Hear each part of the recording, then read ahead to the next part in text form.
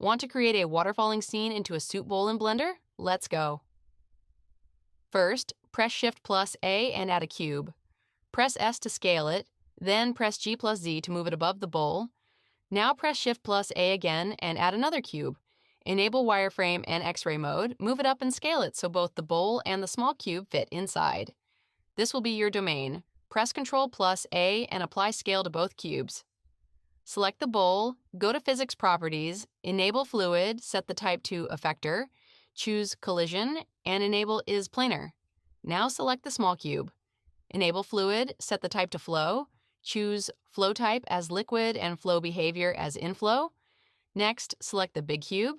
Enable Fluid, set the type to Domain and Domain Type to Liquid. Set the resolution to 64, enable Mesh, set the end frame, and click Bake All. Once baking is done, switch to Material Preview. Press Ctrl plus Alt plus Spacebar for full screen, then press Spacebar to play. Boom! Your water flows perfectly into the bowl.